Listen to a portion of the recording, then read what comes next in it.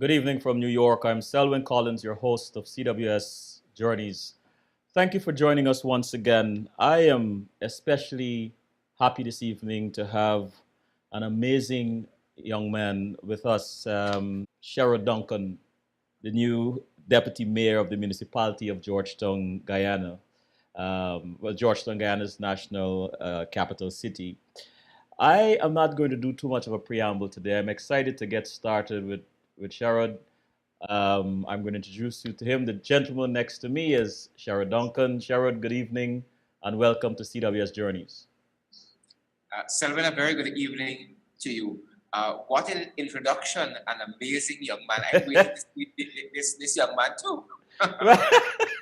Well, I'll tell you what, by the time this show finishes, I'm sure my audience is going to agree with me. The bar pretty high there, Selwyn. Let's start with this. How do those close to you How? how do those close to you describe you, or describe this man we have come to know as Sherod Duncan, but in ways that you agree with? Selwyn, when this question is asked, Yes. I often think about Jesus. I mean, I'm not putting myself anywhere close to Jesus, far from it. Uh-huh. But I remember when they asked Jesus, when Jesus asked the disciples, "Who do men say I am?" And I think it was Peter who responded, "Some say," right? Mm-hmm. And T.D. Jakes was the person who pointed out, he said, in our entire life, all we will ever get is some say. Some say I'm an advocate for justice and transparency. I'm an advocate for what is right. Some say. um, one guy said to me just yesterday afternoon after our statutory council meeting, he said that you have great testicular fortitude. Some say, Selwyn. Some say, right? So, how long have you been in this position, and what was the process by which you became deputy mayor? All right. So local government elections, our historic local government elections, were on March 18th, 2016. It's just a few months ago. And we had a very rigorous campaign period. And it was through my contesting constituency 14, South Rumvelt Park, Rumvelt Industrial Estate, where I am currently. I was successful at those local government elections, and by that process, I was elected as a councillor. And among all of the councillors for Georgetown, we have 15 constituencies in Georgetown, each represented by two councillors. And so, among the 29 councillors, I was elected as deputy mayor under our mayor, Patricia Chasery. Mm-hmm. So let me ask this question: why did you run for mayor? I thought I could make a difference, and I still hold on to that view that our city, our national capital city, needs people with energy, people with focus, with talent, people who understand community development, and I thought that I could add to that process. As you know, when the new government took office, there were many of us who really saw the need to lend our energies towards the restoration of our capital city.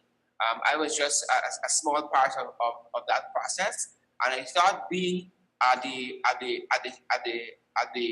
local government level in the municipality, I could lend my energies in a greater way to moving Georgetown forward, and hence I'm part of the process now. Thanks be to God. You know, with all that humble description of yourself when we first started the show, I still want to tap into your human condition. When you first realized that you have been chosen to be deputy mayor, what was going through your mind at the time? What ran through your mind at the time? These people got the wrong person. Right? Because I wasn't good. I knew from the inception, I knew even before I started running, I knew a year ago that why I wanted to run was to change the status quo. that it couldn't be business as usual, because business as usual gave us the last 23 years. Business as usual gave us a non-functioning rubber stamp council.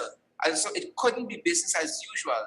And so I ran to change things, to stir things up, to pose difficult questions, provocative questions, and to pursue the answers. And so, in my own mind, it would not have been business as usual. I came knowing that. I came knowing that I wouldn't make tons of friends, but I wanted to do what the people elected me to do. And largely, I want to do what I believe in my own spirit. And God is saying to me that this is what and where Georgetown should be heading. For our non-Guyanese listeners, you spoke of business as usual. What are like three things that stand out you can remember that were considered or are considered business as usual that you were fighting to change? We had a filthy council, a filthy capital city that needed lots of cleaning up, and we had a council where lots of persons weren't functioning also optimally. Whether people might want to say it was based on the reactions to the government of the day in that period, or whether it was people who had just been in office for too long and had become very, very complacent. And so I went into City Hall to work. And I've been saying that from April 1st to now, that I intend to be put to work for the city, put to work for the people of my constituency, in moving the issues of Georgetown that are near and dear to the hearts of the citizens forward. A cleaner capital city, a greener city, balancing the budget for City Hall, ensuring that we have profitable income streams. But the process to get there has to be transparent and has to be democratic. Listening to the people, always having my ear to the ground, listening to the heart and minds of the people, and not being carried away by office, not being carried away by stature, not being carried away by any of those things, but trying to stay as close to the ground as possible and close to the people who made it possible for me to be where I am now. But when you were running, when you were, I guess, South Ramvelt area, is that where it was? South or North Ramvelt? Yes. Constituency 14 is South Ramvelt Park, South Ramvelt Gardens, right. Rocks and Burnham Gardens, Shirley Field, Ridley Square, Container City, Industrial Site. So the whole expanse of land, I would say everything south of the city, south of Aubrey Barker and south of Mandela Avenue. Gotcha. So you were hearing certain pleas and certain cries, certain contentions from your constituency. As the rhetoric changed now that you're mayor, do you hear different types of cries, different types of pleas? Has anything changed? We're trying with the legal resources. We're trying to divert the attention of the council back to the communities. The big issues matter, the big projects matter, but politics is always local. And it's the people from the local communities who elected us to the council to look after their needs. And so that is why, for instance, when the Dutch team came here, the Dutch risk management team that are looking at mapping out the city drainage came, I coveted them immediately and brought them into North Ramvelt and South Ramvelt because historically those communities, as lots of communities in Georgetown, but I grew up there, have been prone with flooding. I grew up in South, walking through water, going to primary school, going to play school, going to work as an adult.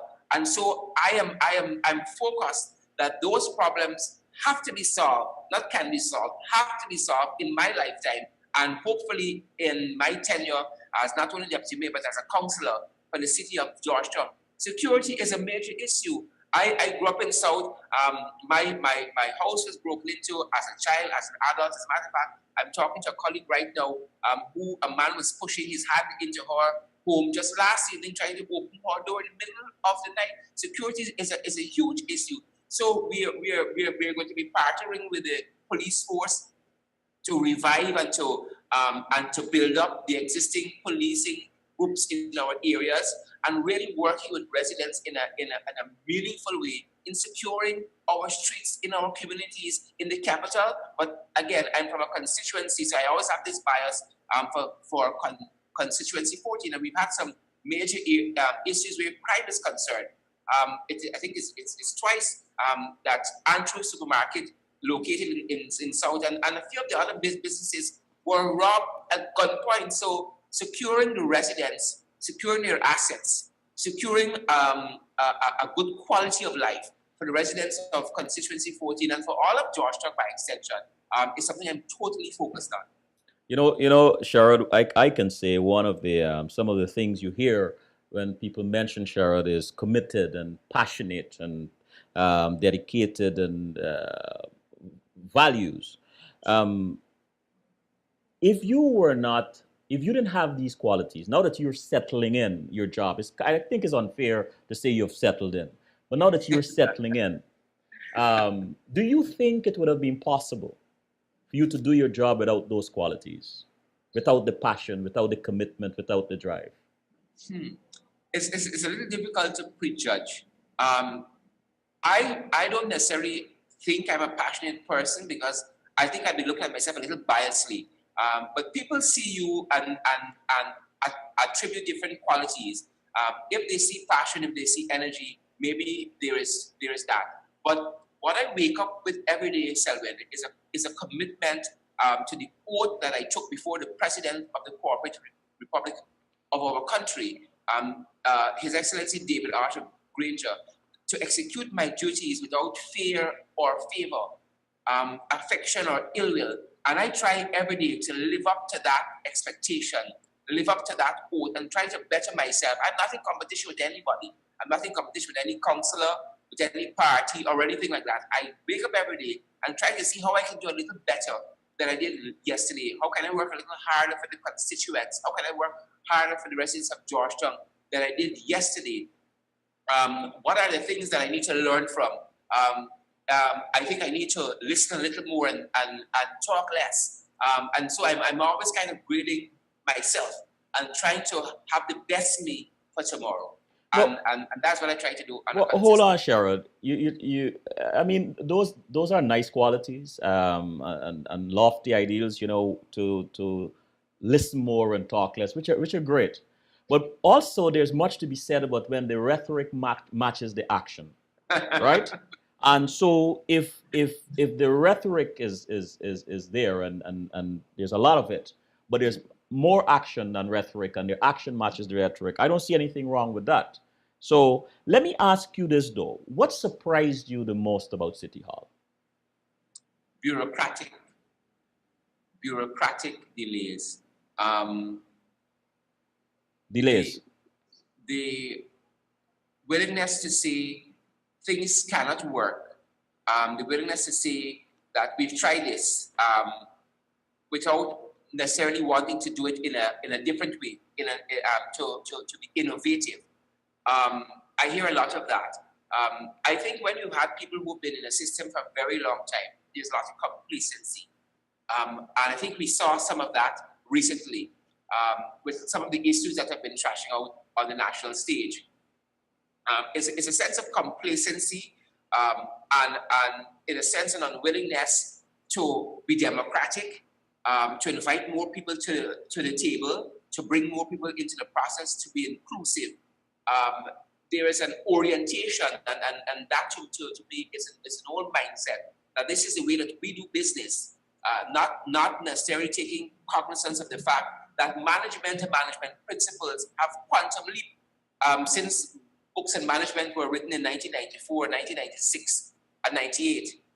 That there's a whole dispensation of new knowledge out there of how we manage cities, of how we manage organization, of how teams work, and so there's an old orientation that we're doing battle with, not personalities, but in a sense how people are oriented to think, and so I think that is what we're seeing. And I think Minister Trotman alluded to it a little bit in saying that it's a young council, and we're finding our way, in a sense, gelling as a team on the issues that move Georgetown forward. Mm-hmm. Mm-hmm. If you were not doing this today, what other career would you like to have tried? I would have been teaching law, because that's what I was doing prior. I would have been working with the Office of the Prime Minister in the area of communications, because that's what I was doing prior to local government. And I would have been in the community as I was helping, whether it's in the physical restoration of Georgetown, whether it's helping to empower our young people, which is something close and dear to my heart. Yeah. That brings me to two events coming up shortly in the month of August. One just this weekend here, and it would have been seeing me doing those kinds of things, still helping at the community level, in a sense, doing the very things that City Hall is mandated to do in an official capacity. And so I would have still been helping on the ground. I want to ask this question. It might be unfair when I ask it this way. Do you see the or remnants of the old status quo pushing? See, how let me phrase this. Remnants of the old status quo. Do you see it capable of frustrating you to the point of giving up, or making you stronger to push harder? When life hands you lemons, Selwyn, you gotta make lemonade. And where people see problems, I see opportunity. And I get creative when my back is against the wall. Yes. Right. The worst thing you can do to me is put my back against the wall. I'm gonna get creative. I'm gonna be inspired. I'm gonna look at this problem, and because that is my orientation based on my training from the law, to look at a problem and try to find a solution. And that is what the law is about.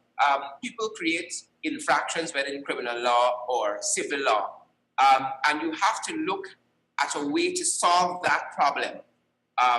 And so that is what I do when I see issues. I try to look for solutions.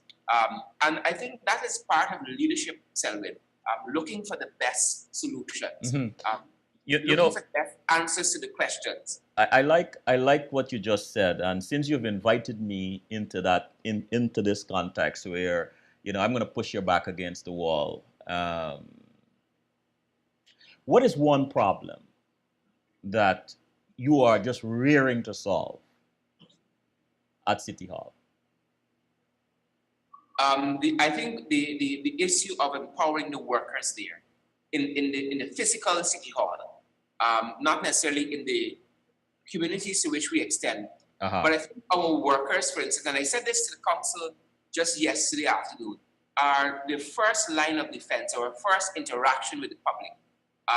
When you come to pay rates and tax, when you engage the city engineers department, you engage the town clerks department there, you engage the city constabulary. And so if you meet people who are lackluster, people who look a certain way, look demoralized and disempowered and disenfranchised in a sense, because they're paid late, they're not receiving adequate benefits, they aren't treated as a partner in the process, but as subordinates. They are treated as equals. That is a problem we have to solve. When we say to our workers, we're going to pay you on the 26th, we have to pay them on the 26th. And that's what I said to the council yesterday. If we have to move heaven and earth, we cannot say to our workers that if we have to keep the city clean, it takes money, and some of that money is your wages and salaries. We have to do better than that. That isn't the compromise that we have to make.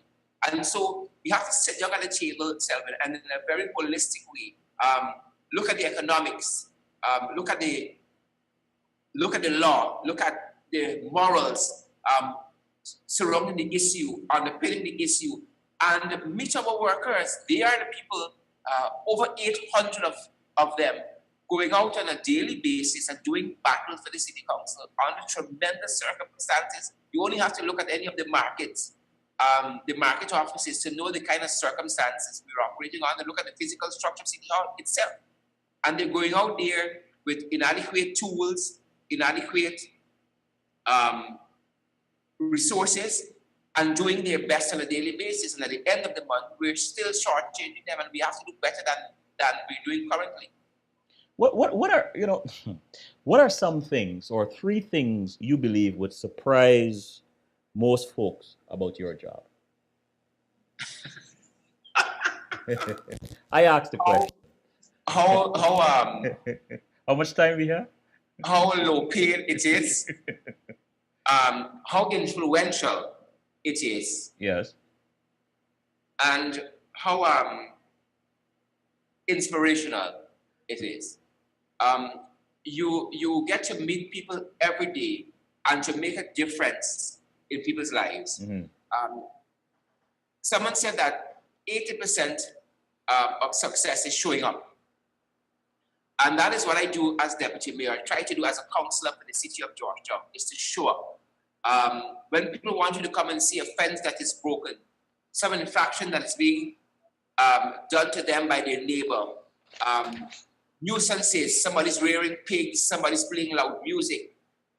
People feel good, not necessarily in the first instance having the problem solved, because that comes later. When you show up, when you say, I'll come 9 o'clock in the morning, and you're there at 8:55, you show up. It says that city council cares about them. When you show up in Agricola to look at roads that the residents have need of repair, when you shop in Commons Lodge, when you shop in South, when you shop in Kitty, when you shop throughout the length and breadth of the 15 square miles that is Georgetown, when you show up, that is inspirational to people, and it says that we have a local government that works for us. And when you move further than that by trying to alleviate their problems or reduce it as far as possible, working for the city council is a labor of love. It's a full-time job, but it's a labor of love. If you want to be rich, if you want to buy a house and car and all of that, some other vacation might suit you. But if you want to give back, if you have a natural love for people and engaging people and issues and problem solving, then this is for you. I knew when I was going to City Hall, I was going to be earning far less than I was doing working with central government. But I wanted to make a difference, and that is important to me. Knowing that in my lifetime, I try to challenge some of the problems facing our city.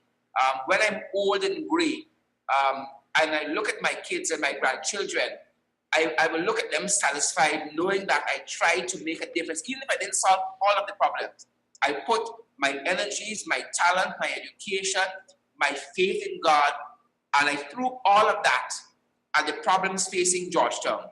And I must have been able to do something different, which is part of my own mantra as a leader, to leave wherever I am a little better than I found it, and which is even part of why I am where I am in South Selwyn at this, I think, groundbreaking business called Beyond Space. And if you allow me to talk a little bit about that, I'd be very, very grateful.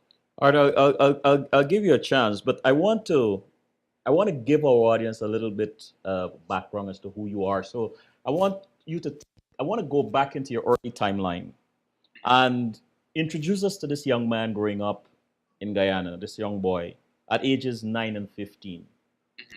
Give us a glimpse into that life.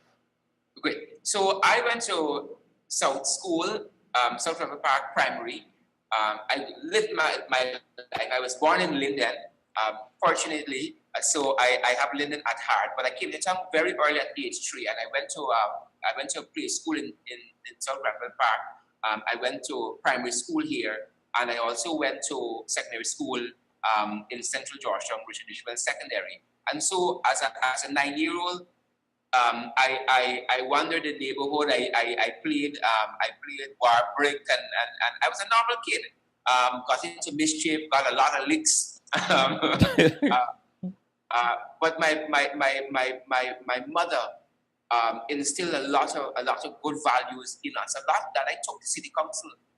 One is that we as a family, we don't thief, we don't lie, we don't take things that aren't ours, and that we give back to society. We are good public servants. For instance, when I left high school, I was wondering what I was going to do for the rest of my life. My mother was the one who recommended teaching.